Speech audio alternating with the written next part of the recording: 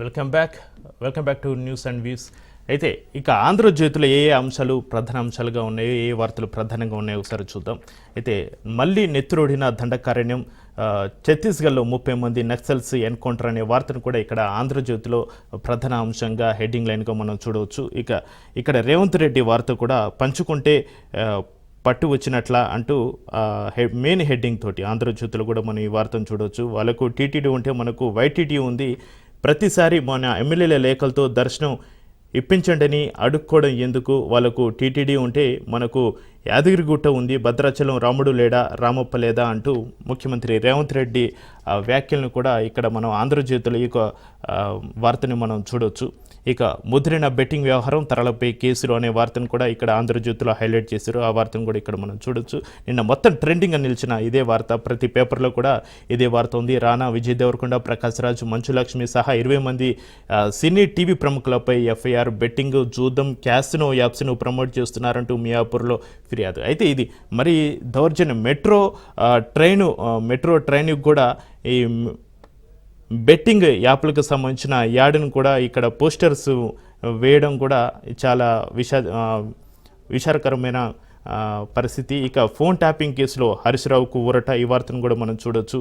వచ్చే ఏడాది పాదయాత్ర, బీఆర్ఎస్ను మళ్ళీ అధికారంలోకి తేవడమే లక్ష్యం. ఈ ఏడాదంతా పార్టీ సంస్థాగత నిర్మాణంపై దృష్టి. రేవంత్ను కాపాడుతున్న కిషన్ రెడ్డి, బండి సంజయ్ తెలుగు వారి కోసం నాడు, ఎన్టీఆర్ తెలంగాణ కోసం నేడు, కేసీఆర్ సూర్యాపేటలో బీఆర్ఎస్ శ్రేణులతో కేటీఆర్.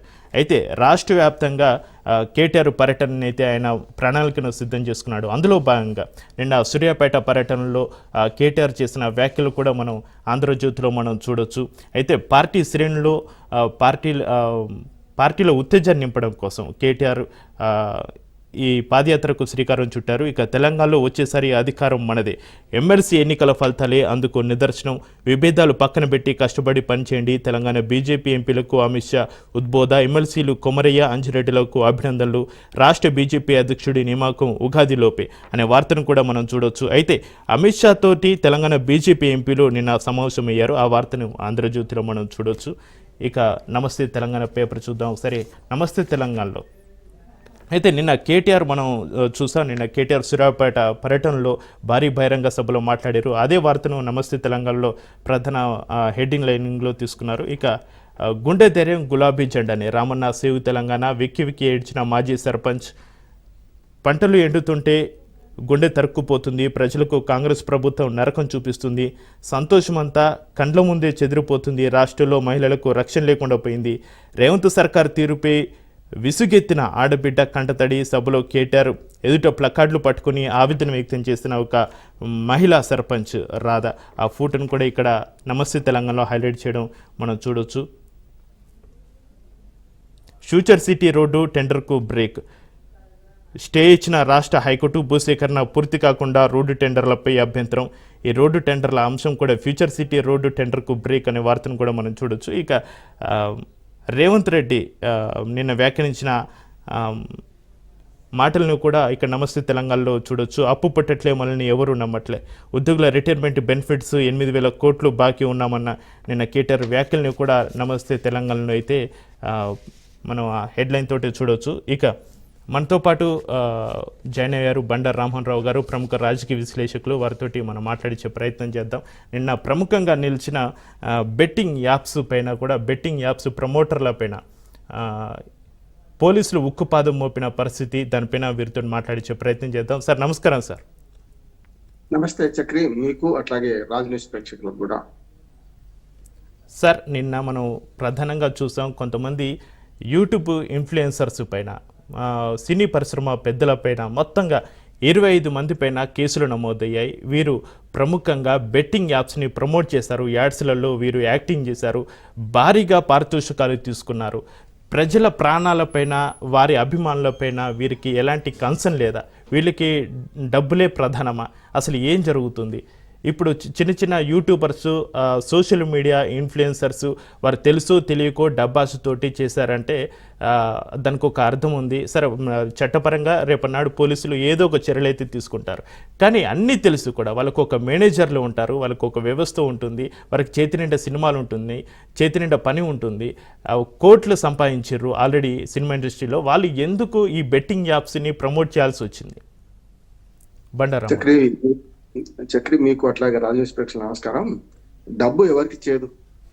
సెలబ్రిటీస్ అయినా ఎవరైనా, ఇప్పుడు అమితాబ్ బచ్చన్ చాలా పెద్ద పెద్ద అడ్వర్టైజ్మెంట్ చేస్తుంటాడు కదా, అక్కడ కూడా అమితాబ్ బచ్చన్ లాంటి వాళ్ళకి కూడా చిక్కుదిరైంది. ఇట్లాంటి కొన్ని విషయాల్లో మన ప్రోడక్ట్ ను చాలా పెద్ద ఎత్తున ప్రమోట్ చేశారని కూడా కొన్నిసార్లు కేసు అయింది. దాన్ని వివరణ ఇచ్చుకున్నా. ఇప్పటికి కూడా భారత ప్రభుత్వం ఒక వివరణ ఇచ్చింది ఏంటంటే, నిషేధిత యాప్స్ కానీ లేకపోతే ప్రజలను మోసం చేసే ప్రకటనలు కానీ మీరు చేయకండి. చేస్తే రేపు పొద్దున మీరే ఎదుర్కొంటారు, ప్రకటనలకు మీరే బాధ్యతలు వహిస్తారు. ఎందుకంటే సెలబ్రిటీస్ కనుక మిమ్మల్ని అనుసరిస్తారు కదా అని చెప్తే చాలా వరకు కొన్ని సవరించుకున్నారు. ఉదాహరణకు మహేష్ బాబు గారు, లేకపోతే దేశవ్యాప్తంగా ఉన్న ఈ కూల్ డ్రింక్స్ అడ్వర్టైజ్మెంట్ చేసే వాళ్లకు అట్లా ఫీట్లు చేస్తున్నారు ప్రజలు, మన పిల్లలు, యూత్ అని చెప్తే ఇది కేవలం మేము సాంకేతికంగా ఫీట్ మాత్రమే, ఇది మీరు నిజంగా నిజ జీవితంలో చేయకండి అని ఒక చిన్న నోట్ రాస్తున్నారు కదా. దానివల్ల నష్టాలు ఏంటి అనేది మనకు సిగరెట్ అడ్వర్టైజ్మెంట్లు ఇస్తున్నారు, మద్యం అడ్వర్టైజ్మెంట్లకైతే వీలు లేదు, చేయడానికి వీలు లేదు. కానీ ఆ పేరు మీద ఏం చేస్తున్నారు, అవే మద్యం బ్రాండ్ల పేరు మీద వాటర్ బాటిల్స్, సోడా బాటిల్స్ ఉత్పత్తి చేస్తూ వాళ్ళు యథేచ్ఛగా చేసుకుంటున్నారు కదా. అంటే ఒకసారి బెట్టింగ్ యాప్స్ గురించి మాట్లాడాను. నేను అడ్వకేట్ గా 2 విషయాలు చెప్తాను. మన భారతదేశంలో బెట్టింగ్ యాప్స్ నిషేధం, కాకపోతే గోవా, సిక్కిం లాంటి దేశాల్లో, మా రాష్ట్రాల్లో కొంతవరకు అనుమతి ఉన్నది. క్యాసినోస్ కానీ ఇవన్నీ అనుమతి ఉన్నది. కానీ జనరల్ గా ఏంటంటే వేరే దేశాల్లో మాత్రమే అనుమతి ఎక్కువ ఉన్నది. ఇక్కడ ఏంటంటే మనకు ఇప్పుడు కనపడిన చెయ్యి నాటకపడుస్తుంది చక్రి. ఎట్లా అంటే గతంలో సట్ట, మట్క ఇట్లాంటివన్నీ ఉండేవి కదా మనకు. అప్పుడేమో మనుషులు లింక్ ఉండేది. బొంబాయిలో వాడు కూర్చునేవాడు, ఆ తర్వాత వరుసగా బడ్డీ కొట్లల్లో రకరకాల కూర్చొని వీళ్ళు మనుషులు చేసేవాళ్ళు. మనుషులు పట్టుకోవడం ఈజీ. కానీ ఏమైందంటే కాలం మారుతుంది, సాంకేతికత మారుతుంది, శాస్త్ర సాంకేతిక విజ్ఞానాలు పెరిగినాయి కనుక ఇప్పుడు కనపడిన చెయ్యి నాటకం ఆడిస్తుంది. రాజకీయాలు అట్లాగే ఉన్నది, ఈ జూదం కూడా అట్లాగే ఉన్నది. కనుక ఇప్పుడు ఏంటంటే పూర్తిగా నిషేధించిన ఈ యాప్స్ మీద ఎట్లా వీళ్ళు అడ్వర్టైజ్మెంట్ చేస్తారు ఒకటి. 2, వీళ్ళని కేవలం మీరు అరెస్ట్ చేయడం ఏమున్నది. అరే పొద్దున ఇప్పుడు గతంలో కూడా చూసాం, మన మాదక ద్రవ్యాల కేసులో ఎంతో మంది సెలబ్రిటీస్ పిలిపించారు, విచారించారు. ఏమైనా అయిందా? ఒక్కటి కూడా ఇంతవరకు ఒక్కరిని కూడా జైలు పోలే కదా. విచారించారు, పంపించారు. అట్లా కాకుండా 2 విషయాలు గమనించారు.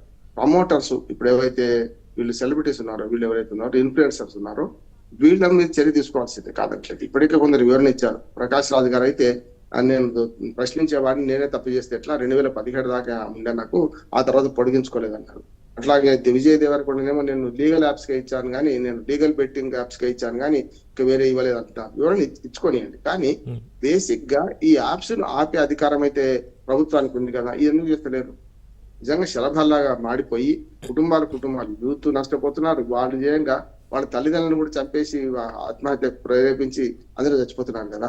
ఇందులో 2 ఉన్నాయి. ఒకటేమో సమాజాన్ని సెన్సిటైజ్ చేయాలి. కేసులు ఇవన్నీ నేను చట్టం గురించి గంట మాట్లాడగలుగుతాను. చట్టం దానికి చట్టమే. కానీ చట్టం కంటే మించి మనం చేయాల్సిన పని ఏంటంటే ఈ సెన్సిటైజ్ చేయాలి సబ్జెక్ట్ లో. అంటే మీరు బెట్టింగ్ యాప్స్ లో పోవడం తప్ప రావడం ఉండదు. ఒకటి వచ్చినా కూడా 100 మంది నష్టపోతే ఒక్కరు లాభపడదు, 1000 మంది నష్టపోతే ఒక్కరు లాభపడతాడు. కనుక దీన్ని తెరువు పోవద్దని చెప్పి యూత్ ను సెన్సిటైజ్ చేయాలి. దాన్ని కాలేజీలలో చేయాలి. అట్లానే మన ఏమంటారు దీన్ని మల్టీనేషనల్ కంపెనీస్ లో చేయాలి. ఎందుకంటే ఉద్యోగులు డబ్బు వచ్చినప్పుడు చేస్తున్నారు. మధ్యతరగతి పేదలు కూడా దీన్ని నష్టపోతున్నారు. ఎందుకంటే సెల్ ఫోన్ అందరికీ అందుబాటులో వచ్చింది కదా చక్రి. దీంతో ఏమైందంటే అది రాకుండా చేయడం ఒకటి, అంటే యాప్స్ నిషేధించడము. గతంలో టిక్ టాక్ లాంటివి నిషేధించారు కదా, మన దేశంలో రాకుండా చేశారు కదా. ఇది ఎందుకు చేయలేదు అంటున్నాడు ప్రభుత్వము. ఇప్పుడు అంగట్లో అన్ని ఉన్నాయి, అల్లున్నట్లు చేయనట్టు అంగట్లో అన్ని పెట్టి రేపు పొద్దున వాళ్ళు నష్టపోతున్నారు ప్రభుత్వం ఏదో 4 మీద కేసులు చేస్తే లాభం లేదంటున్నాను. దీని మూలాలకు వెళ్ళి ఈ బెట్టింగ్ యాప్స్ నిషేధించాలి. నెంబర్ 1 రాకుండా చేయాలి. మనకు దాని ఏమంటారు, జియో ఫెన్సింగ్ అంటారు. ఇప్పుడు అదే మాట్లాడుతున్నారు. ఇప్పుడు ఏది పోలీసులు అదే అంటున్నారు, జియో ఫెన్సింగ్ చేసి మన రాష్ట్రంలో కానీ దానికి ఇక్కడ పోలీసులు అక్కడ. కానీ కేవలం ఒక రాష్ట్రంలో చేసినంత మాత్రం లాభం లేదా అంటున్నా. ఒక రాష్ట్రంలో చేస్తారు పోయి. అట్లా కాకుండా చేయాలంటే ఒక సామెత చెప్తాను నేను. వ్యవసాయంలో ఒక సామెత ఉంటుంది, ఎలుకల నిర్మూలనకు ఒకే రైతు తన పొలంలో మాత్రమే చేస్తే ఎలుకల నిర్మూలన కావు, పక్క పొలం నుంచి ఎలుకలు వచ్చేస్తాయి మళ్ళీ. కనుక ఎలుకల నిర్మూలనకు సామూహిక ఎలుకల నిర్మూలన కార్యక్రమం ఉంటుంది ఒకటి. అంటే అన్ని పొలాల్లో ఒకేసారి చేసినప్పుడు మాత్రమే ఎలుకల నిర్మూలన అవుతుంది. ఇది అంతే. దేశవ్యాప్తంగా ఒకేసారి చేసినప్పుడు మనకు ఏదైతే ఈ బెట్టింగ్ యాప్స్ నిషేధిస్తే కేంద్ర ప్రభుత్వానికి అధికారం ఉంది, రాష్ట్రాలకు అధికారం ఉంది, సైబర్ నేరాలు జరగకుండా. ఇది చేయడం తప్ప ఇంకో మార్గం లేదు. చేయాల్సిన అవసరం ఉంది. కేవలం ఈ సెలబ్రిటీస్ 4 రోజులు మనం మీడియాలో మాట్లాడుకుంటాం, పోలీసులు హల్చల్ చేస్తారు, తర్వాత మామూలే. నా ఉద్దేశం ఏంటంటే ఇందులో పోలీసులకు, రాజకీయ నాయకులకు అందరికి భాగస్వామ్యం ఉంది. కేవలం సెలబ్రిటీస్ అరెస్ట్ చేస్తున్నారు కానీ తప్ప అందరికి భాగస్వామ్యం ఉంది. ఇవి నడపడంలో సహకరించడంలో అందరికి. వాళ్ళు తెర వెనుక ఉన్నారు, బయటపడడం లేదు. తెర ముందున్నారు, వీళ్ళు బయటపడుతున్నారు. మీరు అన్నది కరెక్టే. సెలబ్రిటీస్ చిన్న చిన్న వాళ్ళైతే 90,000 శ్యామల చెప్పింది కదా, 90,000 Yes. రూపాయలు ఒక్కోసారి వచ్చినాయి, 1,30,00,000 మాత్రం వచ్చినాయి. మొత్తం ఇన్నిసార్లు చేస్తే అన్నది 1,30,00,000 ఒక సినిమాకు మామూలు హీరోకి వస్తున్నాయి కదా. మరి అటువంటి అప్పుడు వీళ్ళు ఒకటే సామాజిక బాధ్యత కూడా వీళ్ళ మీద ఉంది అని నేను అంటున్నాను. ఎందుకంటే సజ్జనార్ గారు ఒక మంచి మాట చెప్పారు, ఏమని, మీకు సామాజిక బాధ్యతను గుర్తించమని. దానికి అదనంగా మనకు సంపూర్ణేష్ బాబు గారు కదా వెంటనే స్పందించి కరెక్ట్ కాదని. ఇప్పుడు నేనేమంటున్నాను, చిరంజీవితో సహా ఈ రకరకాల అడ్వర్టైజ్మెంట్ చేస్తున్నారు కదా, వీళ్ళందరూ ఈ బెట్టింగ్ యాప్స్ మీద, మాదక ద్రవ్యాల మీద, వీటి మీద ఎందుకు చేయరు అంటున్నాను, పోర్న్ వీడియోస్ మీద. నేనేమంటున్నానంటే ఈ సైబర్ నేరాల మీద సమాజాన్ని సెన్సిటైజ్ చేయాల్సిన బాధ్యత ఈ ప్రముఖ హీరోలది. వీళ్ళు డబ్బుల కోసం మాట్లాడద్దు అంటున్నాను. కనుక వీళ్ళను సమాజంలో ఇన్వాల్వ్ చేయాలి. ముఖ్యంగా గవర్నమెంట్ కూడా మీకు బాధ్యత ఉందని చెప్పాలి. అంతకుముందు మనకు ఈ మన కేసు, మన తొక్కిసలాట కేసులో, అల్లు అర్జున్ సినిమా తొక్కిసలాట కేసులో చూశాం కదా, మీకు సామాజిక బాధ్యత ఉంది, కొంత ఈ మాదక ద్రవ్యాలు మీరు చేయండి. సీఎం రేవంత్ రెడ్డి గారు కూడా కోరారు. కనుక ఆ బాధ్యతను మరచి ఇట్లాంటి దుర్మార్గమైన యాప్స్ కు అడ్వర్టైజ్మెంట్ ఇచ్చే బదులు సమాజ హితం అనే కార్యక్రమానికి అక్షరాస్యత కావచ్చు, విద్య కావచ్చు, ఆరోగ్యం కావచ్చు, మాదక ద్రవ్యాలు కావచ్చు, వీటి మీద ఇవ్వాల్సిన అవసరం ఎంతో ఉందని నేను. అయితే అదే బండారామారావు గారు, ప్రకాష్ రాజ్ గారు నిన్ను వివరణ ఇచ్చుకోరు. ఇదే 9 సంవత్సరాల క్రితం మేము యాప్స్ మీద మేము చేసాము, అది తప్పని తెలిసింది, తర్వాత చేయడం లేదని. ఆల్రెడీ వాళ్ళు చేశారు కాబట్టి ఆ యాడ్స్ మనుగోల్లో ఉన్నాయి కాబట్టి అవి చూపించి ఈ చిన్న చిన్న యూట్యూబ్ ఇన్ఫ్లుయెన్సర్స్ వాళ్ళని మోటివేట్ చేసి, వాళ్ళు పెద్ద పెద్ద స్టార్సే చేశారు, మీరు ఎందుకు చేయరని కూడా వాళ్ళ మీద కూడా మోటివేట్ చేసి వాళ్ళతో చేపించిన పరిస్థితులు కూడా ఉన్నాయి కదా. అందుకని ఆయన అగ్రిమెంట్ అయిపోయిన తర్వాత మళ్ళీ కంటిన్యూ చేయమంటే చేయనన్నారు. కానీ ఇప్పుడు వీటిని మూసేయాలి. వాళ్ళు గతంలో చెప్పిన అడ్వర్టైజ్మెంట్ అగ్రిమెంట్ అయిపోయిన తర్వాత చేయడానికి వీల్లేదు. వాళ్ళైతే చేస్తే నేరం వీళ్ళు ఇద్దరిది అవుతుంది. అంటే చేయించినందుకు మళ్ళీ డబ్బులు తీసుకున్నాడా లేడా అనేది.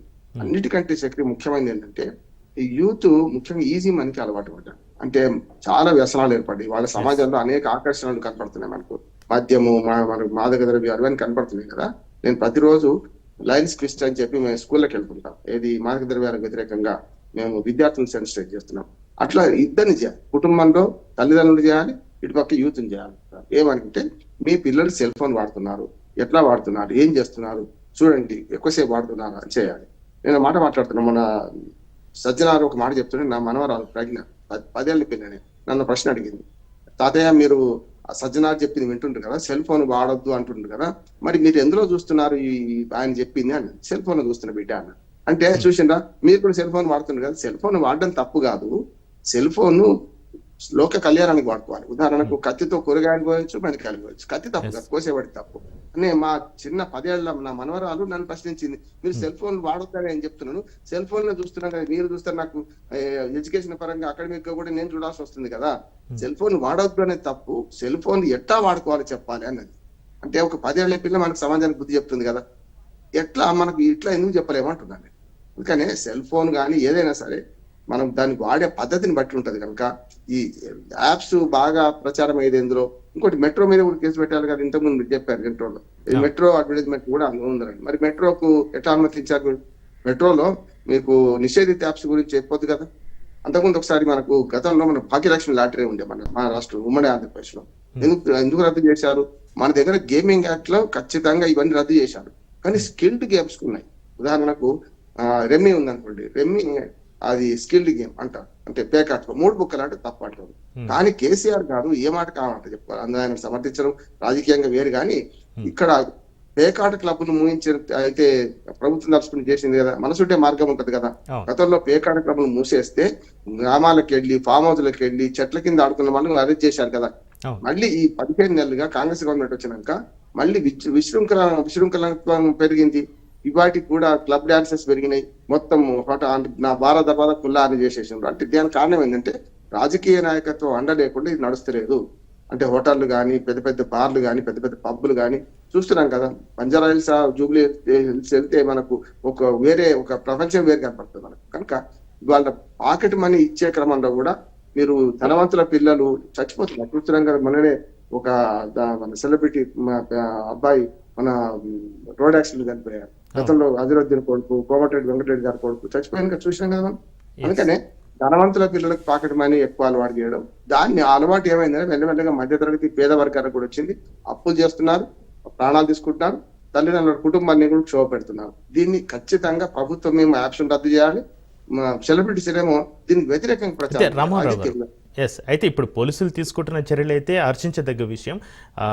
ప్రమోటర్స్ అయితే ఎవరు ఉన్నారో వారిపైన ఉక్కుపాదం మోపడం, కానీ ఈ రూట్స్ ఈ మాఫియా బెట్టింగ్ మాఫియా ఎవరైతే నిర్వాహకులు ఉన్నారో వారిని పట్టుకోవడం వల్ల అంటే ఇప్పుడు అది ఈ విచారణలో కనబడించి ఈ విచారణ ద్వారా ఒక క్లారిటీ వస్తుందంటారా? ఈ క్లారిటీ ద్వారా వాళ్ళని పట్టుకోవడానికి ఈజీ ఉంటుందంటారా?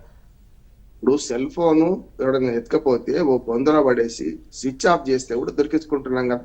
సెల్ ఫోన్ రికవరీ మన పోలీసుల పాత్ర చాలా గణనీయమైన కృషి చేస్తున్నాం. అట్లనే ఏమంటున్నానంటే ఈ ఆప్షన్ నిర్వాహకులు పట్టుకోవడం ఈజీ అంటున్నాం, కాబట్టి విదేశాల్లో ఉండొచ్చు. మనది ఫస్ట్ జియో ఫెన్సింగ్, అదే మాట వస్తుంది కొత్త మాట, జియో ఫెన్సింగ్ చేసుకుని మన రాష్ట్రంలో రాకుండా చేయడం మన పోలీసుల బాధ్యత. భారతదేశ పోలీసుల మన హోంశాఖ బాధ్యత ఏంటంటే దేశంలోకి రాకుండా చేయడం. రెండు ఉంటాయి. మద్య నిషేధం కనుక ఒక రాష్ట్రం చేస్తే పక్క రాష్ట్రం పోయి తాగొచ్చారు, దేశంలో చేస్తే పాకిస్తాన్ పోయి తాగొస్తారు. కనుక దీన్ని ఇండియా వరకు అయినా పరిమితం చేసే అధికారం అయితే మన భారత ప్రభుత్వానికి ఉన్నది. కొన్ని విదేశీ యాప్స్ మొత్తం రద్దు చేసే అవకాశం కూడా ఉన్నది. గతంలో మన చైనా యాప్స్ మనం రద్దు చేసుకున్నాం, తీసేసుకున్నాం. ఇవి కూడా చేయొచ్చు. అంటే పరిష్కారం అక్కడ ఉన్నది. మీరు అనేది కరెక్ట్. మూలాలు వెతకకుండా కేవలం సెన్సిటైజ్ చేసి మీరు వాడొద్దు అంటే కళ్ళ ముందు ఆకర్షణ కనపడుతుంటే ఎవరైనా వాడకుండా ఉండరు కదా. దీని దుష్పరిణామాలు ఏమో మనం సమాజానికి వివరించాలి. ఇది వాడకుండా చేసే క్రమంలో మొత్తం యాప్స్ రద్దు చేయాలి. దాన్ని అప్పుడు మాత్రమే సాధ్యమవుతుంది.